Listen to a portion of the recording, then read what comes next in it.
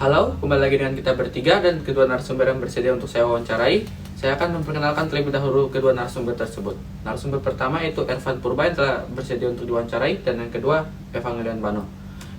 Materi yang akan kami bahas dalam wawancara ini seputar tentang globalisasi dan era digital di zaman yang sekarang ini. Kita langsung masuk pada pertanyaan yang ingin saya bertanya pada narasumber kita. Jadi di zaman kita sekarang ini kan ada namanya tuh globalisasi dan era digital. Jadi saya ingin bertanya, bagaimana pandangan kalian tuh tentang di zaman kita ini adanya globalisasi dan era digital? Intinya ini di sini tentang globalisasi ya. Iya. Jadi gimana? Kalau menurut saya ya pribadi, kalau globalisasi dengan era digital itu memang itu suatu hal yang memang agak sama, tapi dia tidak bisa memang disamakan secara persis. Tapi mereka itu mempunyai hubungan yang memang ada khusus ya. Iya. Pertama, kalau era digital itu memang suatu yang memang kalau menurut saya berhubungan dengan teknologi. Kalau globalisasi kan itu secara lingkup luas ya, itu tidak hanya teknologi aja, ada juga secara mungkin pola pikir segala macam yang memang akan berubah dengan berjalannya waktu.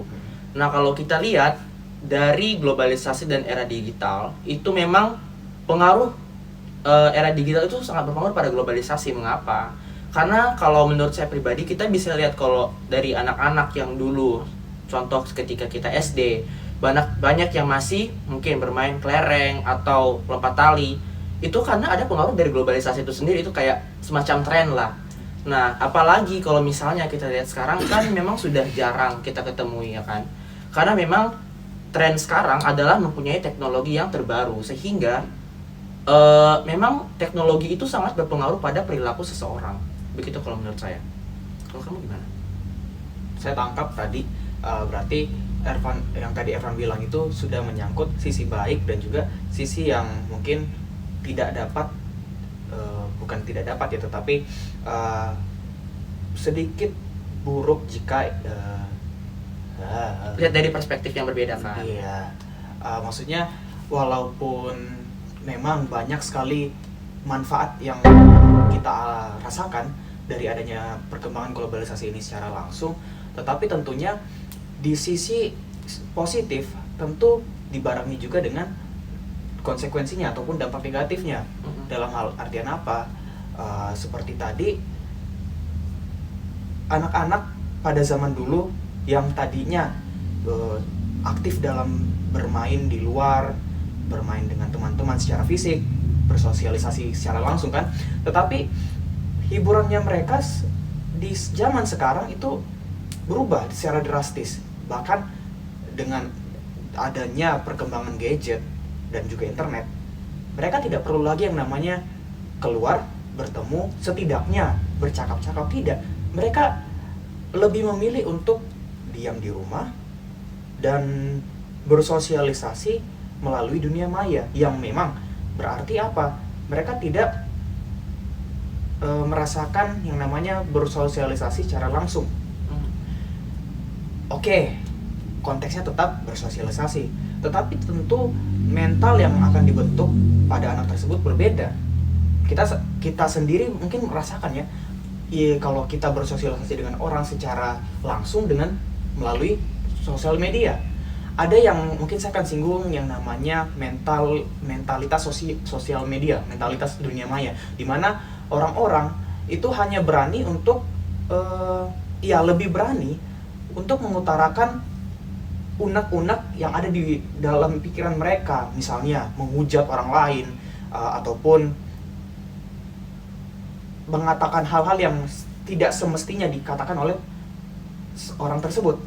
Tetapi ketika diperhadapkan dengan tindakan yang nyata ataupun pertemuan secara fisik, kita lihat orang itu tidak seberani apa yang dia sampaikan di media sosial, seperti itu. Jadi seakan-akan orang ini memiliki dua sisi muka, dua sisi wajah. Ini menurut saya yang memang salah satu dampak yang cukup buruk dari adanya perkembangan teknologi, terus khususnya dalam hal dunia maya. Jadi yang bisa saya ambil kan, sini banyak memang perkembangan globalisasi itu terjadi begitu cepat, dan banyak sekali banyak perubahan yang terjadi di masyarakat kita, baik dari anak-anak ataupun cara kita melakukan bermedia sosial, dari yang pendapat kedua narasumber saya katakan. Nah, mungkin dari dampak-dampak itu saya ingin bertanya tentang sesuatu terlebih dahulu. Menurut kalian, apakah hanya ada dampak negatif saja di era globalisasi dan digital ini yang terjadi, atau adakah dampak positif yang dirasakan juga ataupun yang berjalan seiring berkembangnya ataupun berjalannya proses globalisasi ini yang sampai di zaman sekarang kita ini yang kita ketahui? Banyak ya, Ya, banyak gak hanya negatif doang sebenarnya. Kalau misalnya kita singgung, dari kita sendiri sebagai pelajar gimana? sabar secara umum dulu, secara umum. Secara umum, Nah, bisa. segala macam hal itu mempunyai konsekuensi kan. Bahkan kalau misalnya contoh kalian minum air memang bagus, tapi kalau overload atau kalian minum kebanyakan itu akan berdampak negatif juga pada akhirnya. Segala sesuatu yang berlebihan tidak pernah baik intinya. Ya. Nah, apalagi kalau misalnya ini sesuatu yang memang kayak kita nggak sepenuhnya mengerti kan. Apalagi teknologi ini kan sangat luas. Jadi kalau kita bilang hanya negatif atau hanya positif itu adalah pernyataan yang salah, karena memang itu bisa membantu kita di berbagai bidang. Tapi kembali lagi cara kita menggunakannya itu memang define bagaimana dampak yang akan kita terima. Contohnya, kalau misalnya kita tadi ya sebagai pelajar, itu kita kan bisa memakainya untuk kayak media untuk belajar. Informasi, ya. Tetapi media kita mencari informasi juga kita harus lihat itu dari mana. Karena ada beberapa sumber yang memang tidak cocok kalau kita pakai untuk belajar. Contoh ya, salah satu sumber itu sumber W. Kita bilang aja W, mungkin kalian tahu. Itu memang kan sumber yang memang bisa dikotak-atik oleh banyak orang. Jadi kalau misalnya kita pakai sumber yang ngasal-ngasal, ya memang nanti kita punya informasi juga ngasal-ngasal. Kita sebarkan informasi yang salah, dan kedepannya juga bisa terjadi yang namanya miskomunikasi antar berbagai orang. Kembali lagi, kita sebagai pelajar itu contoh memakai Instagram kan. Instagram itu bisa kita pakai sebenarnya untuk edukasi. Kalau misalnya kalian tahu Instagramnya Krisan, itu biasanya mereka melakukan edukasi dengan video-video. Contoh salah satu materinya itu apa? Prokrastinasi. Iya itu oke. ya. Itu merupakan salah satu contoh yang bagaimana cara kita menggunakan media sosial dengan baik. Namun kalau kita lihat lagi di zaman sekarang, banyak kan memang orang atau pelajar yang menggunakannya untuk hal yang konteksnya negatif. Salah satunya itu melakukan dance atau intinya perlakuannya Ya, memangnya tidak wajar. berguna. Kalau menurut kamu tuh, apakah secara umum tuh bagaimana? Kalau kita lihat dari dampaknya ya. Balik lagi tentang yang tadi, kita rentan untuk mendapatkan informasi yang tidak terpercaya. Iya ya. Oke, memang resikonya tinggi. Maksudnya berbagai macam bentuk informasi, berbagai macam bentuk hal-hal yang bisa kita terima di internet dari berbagai macam sumber. Memang kita tidak sepenuhnya bisa terima, tetapi balik lagi, kalau kita patokannya adalah mencari informasi dalam bentuk fisik, misalnya dari buku, tentu juga sama saja menurut saya. Maksudnya tidak semua buku kita bisa percayai. Sama juga seperti internet, ada buku yang buruk. Ya intinya maksudnya konten-konten buku yang tidak berguna bagi kita, dan juga konten-konten buku yang memang cukup bermanfaat. Nah, kelebihan dari internet dibandingkan dengan alat ataupun informasi secara fisik seperti buku dan lain-lain, jurnal, adalah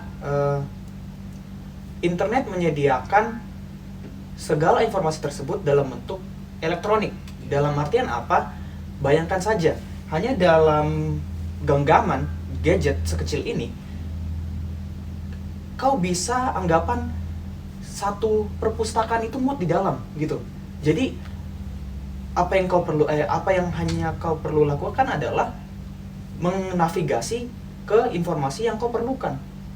Nah, sedangkan buku, kalau kita mau mencari informasinya secara fisik, kita di perpustakaan perlu ke sana ke sini, perlu mencari buku yang tepat, baru masih bolak-balik. Intinya kalau secara efisiensi, tentu yang namanya internet ini masih unggul dalam hal menyimpan informasi, begitu. Jadi tetap, walaupun memang sumber-sumber di dalam internet ini kita tidak bisa percayai secara langsung, tentu ini tidak beda dengan informasi secara fisik atau buku. Dan justru ada keunggulannya, di mana mereka atau internet ini bisa memberikan informasi dengan cepat dan juga efisien, ringkas untuk kita gunakan gitu, tidak ribet seperti dari buku. Jadi mungkin yang bisa saya tangkap ya, di balik adanya dampak-dampak buruk yang ditimbulkan dari globalisasi dan perkembangannya era modern ini, ternyata masih banyak juga dampak-dampak positif yang ditimbulkan ataupun dihasilkan. Namun di balik dampak-dampak itu, kita sebagai pelaku utama di dalam itu, kita harus bisa terlebih dahulu mengelola, kita ingin memanfaatkannya ke arah yang mana gitu, ke arah yang buruk atau ke arah yang baik. Tergantung preferensi kita ya. Ya. Nah, dari itu juga mungkin saya ingin menanyakan sesuatu yang saling berhubungan. Bagaimana pandangan kalian terhadap masyarakat yang masih menutup diri dan masih belum bisa menerima adanya perkembangan kita sekarang ini, yaitu globalisasi dan di era modern ataupun di era digital kita, yang sehingga yang menyebabkan mereka itu tertinggal dari masyarakat lainnya, ataupun yang bisa kita sebut yaitu orang-orang pedalaman di zaman sekarang. Ini ada hubungannya dengan kultur lag ya. Iya, ketertinggalan perkembangan atau ketertinggalan budaya gitu. Sebenarnya ini maksudnya tuh lebih berfokus pada mereka yang kesusahan untuk mendapatkan sumber daya, contohnya handphone atau media elektronik lainnya, atau mereka yang memang nggak mau. Banyak faktor sebenarnya. Nah, sebenarnya banyak faktor, tapi kita fokus kemana dulu biar nggak melenceng pembicaraan. Kita fokuskan tuh kepada masyarakat tuh yang bukan, ini kalau tertinggal tuh kan suatu kekurangan ya. Tapi kalau ini ke masyarakat yang tidak mau menerima adanya perkembangan nolak itu. ya. Iya. Nolak. Kalau dari saya itu pasti ada pengaruhnya dengan budaya mereka. Balik lagi tentang kultur lag. Kultur lag ini adalah ketidaksesuaian, ketidakseimbangan antara budaya dalam satu masyarakat itu dengan perkembangan teknologi yang terjadi di sekitar mereka, yang mana segala mungkin bisa saya kata ini karena adanya norma-norma yang menentang beberapa unsur yang ditawarkan oleh internet, ataupun perkembangan teknologi, sehingga masyarakat melihat bahwa perkembangan teknologi ini sebagai hal yang tidak sesuai dengan ajaran mereka, sehingga apa ya tadi mereka menolak perkembangan ataupun menolak segala kemajuan yang telah disediakan ataupun yang telah ada di sekitar mereka. Ya, seperti itu. Ataupun mungkin ada hal lain mungkin yang mempengaruhi hal itu. Sebenarnya kalau menurut saya ya nggak apa-apa aja kalau mereka memang nggak mau menggunakannya. Toh kan memang kan beberapa orang kan memang tidak, kalau nggak pakai kan juga nggak apa-apa kan sebenarnya. Tetapi balik lagi, kalau kita lihat secara umum, kalau kita bandingkan negara kita dan juga negara orang lain, kenapa mereka bisa maju? Ya karena mereka bisa menerima ada namanya perubahan. Dan ya mungkin kalau menurut saya beberapa oknum atau beberapa orang itu memang sulit menerima karena mereka takut nanti budaya mereka itu malah terlupakan. Ada juga faktor-faktor lainnya sebenarnya. Tapi kalau kita lihat sebaiknya memang sebagai masyarakat Indonesia itu kita menerima perubahan yang ada. Kenapa? Kalau misalnya kita tidak menerima perubahan yang ada, kita ya nanti tertinggal. Kita secara Indonesia nanti tertinggal lah intinya. Kalau misalnya kita bandingkan Indonesia dengan Jepang, kalau misalnya kita sekarang tuh masih banyak pelajar yang memang mungkin pakai media sosial, pakai internet atau elektronik itu, tapi mereka nggak berkembang. Sedangkan banyak orang sana itu mereka pakai, tapi mereka berkembang, membuat penelitian, perkembangan baru. Jadi sebenarnya kalau kita lihat itu ya, itu sebenarnya dia berpengaruh atau tidaknya itu bagaimana orang menggunakannya. Mau kamu menggunakan internet atau mau kamu menggunakan media elektronik itu atau enggak, tetapi kalau misalnya cara menggunakanmu salah, tetap aja kita akan tertinggal gitu. Ternyata itu juga ada faktor internal dan faktor eksternal yang ditimbulkan sehingga masyarakat itu bisa tertinggal dengan perkembangan zaman, yaitu globalisasi di saat ini. Begitu menarik ya ternyata yang kita bahas ini tentang globalisasi dan tentang era digital. Mungkin saya ingin menanyakan terlebih khusus bagaimana yang kalian mungkin bisa rasakan ya, kalau dari diri kalian sendiri, mungkin dari faktor internal yang kalian rasakan, kalian bisa menjelaskan bagaimana globalisasi ini terus berlangsung dan mempengaruhi kehidupan kalian sebagai pelajar. Yes. Okay. Saya bilang generasi Z ya. Iya, Z. Sangat bergantung yang pada namanya media sosial. Dan juga jika kita hubungkan dengan jati diri adalah kita karena sering berhadapan dengan media sosial, sering terpapar dengan media sosial, banyak sekali hal-hal yang apa ya? Kalau yang banyak sekali hal-hal yang menurut kita itu harus kita tiru, baik dalam segi penampilan ataupun mungkin gaya hidup. Ya. Gaya hidup. Nah, dari saya sendiri pengaruhnya itu begini. Saya menggunakan media sosial untuk mencari segala sesuatu yang sekiranya dapat meningkatkan value diri, bukan hanya tentang isi pikiran saja, maksudnya mencari ilmu atau mencari ilmu dalam hal pelajaran di sekolah ataupun ilmu lain, tidak, tetapi juga tentang misalnya attitude, sikap ya. Misalnya kalau kita lihat di media sosial itu banyak orang-orang yang memberikan atau menawarkan konten seperti table manner dan juga intinya cara berperilaku yang baik. Ya, cara berperilaku yang mungkin enak untuk dipandang di masyarakat. Ya. Dari situ saya cenderung untuk justru mempelajarinya dan saya terapkan dalam kehidupan sehari-hari. Ya tentunya itu kalau dari saya sendiri itu justru kayak saya merasa bahwa value saya meningkat dari saya menirukan apa yang saya anggap baik tadi. Nah, kalau dari apa lagi ya? Kamu dulu. Oke. Jadi kalau dari dia tuh kayak dengan adanya era globalisasi ini, daripada dia pelajar tuh seiring berkembangnya zaman tuh diri dia tuh dapat mengevaluasi lebih sehingga dia bisa mengembangkan dirinya sendiri. Seperti itu. Kalau mungkin dari Ervan sendiri tuh apa pendapatnya? Tentang kan kita tahu bahwa globalisasi itu membawa dampak yang banyak. Nah, mungkin ini lebih ke internal ya, saya terkhusus ya. Okay. Sebagai pelajar kan kita tahu bahwa kita ini semua masih pelajar. Nah, bagaimana pengaruh globalisasi itu pada diri kalian gitu, pada diri kalian sendiri? Oke, sebagai pelajar menurut saya globalisasi memang sangat membantu ya, terutama di bidang teknologi. Nah, kita lihat lagi yang seperti tadi sudah jelaskan berulang-ulang itu bagaimana cara pelajar menggunakannya. Nah, menurut saya kalau misalnya pelajar bisa menggunakannya dengan baik ya tentu saja dampaknya bagus. Namun kita lihat lagi secara internal apa sih yang mempengaruhi dampak atau apa yang mempengaruhi orang sampai menggunakan media sosial itu. Karena banyak yang kalau kita lihat ya, banyak masyarakat, banyak pelajar yang memang FOMO atau hanya ingin ikut-ikutan. Oh iya, betul. Jadi kalau misalnya kita lihat media sosial itu banyak sekali pelajar yang mengutarakan sesuatu tanpa mereka mengetahui apa sesuatu itu sebenarnya. Yang itu yang menjadi permasalahan kita sebenarnya di sini. Kalau misalnya kita hanya mengikut sesuatu tanpa kita memang mengetahui, memahami, itu bisa ya membawa kita terjerumus atau kita sebagai pelajar itu bisa kayak tolak belakang nanti efeknya nanti bisa kena kita sendiri. Nah, kenapa kalau kita lihat berdasarkan data ya, kalau dari 1.000 orang itu hanya satu orang yang mempunyai minat baca. Jadi orang itu bisa baca, memang banyak orang bisa baca, tetapi minat bacanya rendah. Dan apakah memang dia bisa baca dan apakah dia mengerti apa yang dia baca itu? Jadi itu merupakan salah satu faktor internal yang memang harus kita ubah nih sebagai pelajar. Itu sih menurut saya. Oke. Ternyata begitu berpengaruh ya pada diri kita sebagai pelajar juga. Jadi sebelum kita menutup wawancara ini, saya ingin memberikan pesan-pesan akhir kepada kepada penonton kita.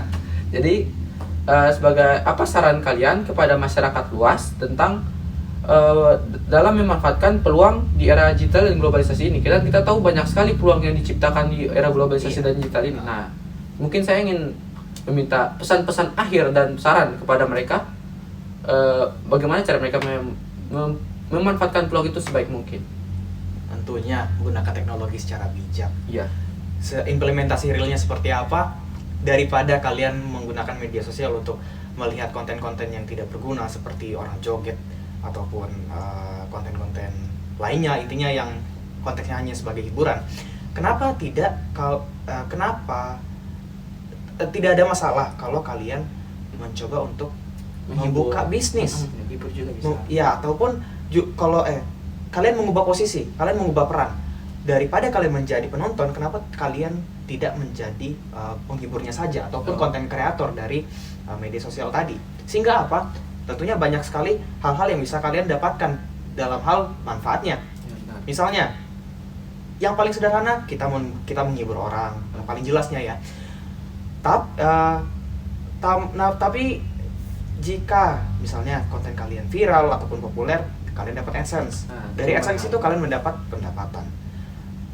Berbicara tentang pendapatan, mungkin kalian bisa memfokuskan lagi, misalnya membuka marketplace, kalian menjual barang secara online, ataupun mempromosikan barang atau produk kalian sendiri, yang sehingga kalian menjadikan media sosial ini sebagai ladang pundi-pundi penghasilan kalian. Tetap gitu bermanfaat. Mungkin itu saran dari Evan. Kalau saran dari Ervan sendiri bagaimana? Kalau menurut saya ya bijak-bijak aja pakainya. Dan balik lagi dari materi paling awal yang sudah dibahas tadi, untuk informasi saya sarankan kepada teman-teman itu memang melihat sumber yang terpercaya. Biasanya ada memang dari kementerian kita itu kasih tunjuk nih, apa saja sumber yang bisa dipakai atau apa saja sumber yang bisa terpercaya. Selanjutnya yang seperti tadi sudah disampaikan juga, media sosial itu juga sebaiknya kita itu sebagai produsen kalau bisa, jangan hanya sebagai konsumen. Nah, kenapa ya? Karena ya kalau misalnya kita hanya sebatas konsumen, bayangkan kalian hanya buang-buang data, kalian cuma rebah-rebahan. Sementara orang yang kalian nonton itu semakin kaya. Jadi daripada kita hanya membuang kita punya hasil uang data, itu mending kita menghasilkan sesuatu dari media sosial itu. Selanjutnya, ini yang menurut saya yang paling terpenting, sharing before sharing. Itu yang paling penting ya, karena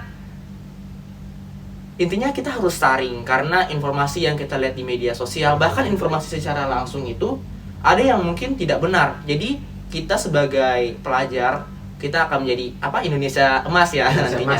Kita harus bisa untuk bagaimana cara kita melihat informasi yang akurat. Bagaimana caranya? Ya kita harus bandingkan dari beberapa sumber nih. Kita nggak bisa hanya lihat dari satu sumber. Contoh sumber A, kita lihat bahwa pendapatnya itu bla bla bla bla bla, sedangkan sumber B itu bla bla bla. Kita harus bandingkan. Jadi kita harus punya banyak pihak dalam melihat informasi itu sih menurut saya. Terbuka dengan segala informasi yang datang kepada kita gitu. Ya. Wah, begitu bagus ya ternyata saran-saran dari kedua narasumber yang telah memberikan kesempatan untuk diwawancarai.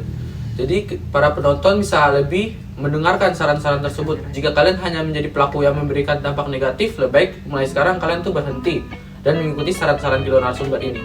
Mungkin sekian wawancara kami pada hari ini. Terima kasih telah menonton wawancara ini.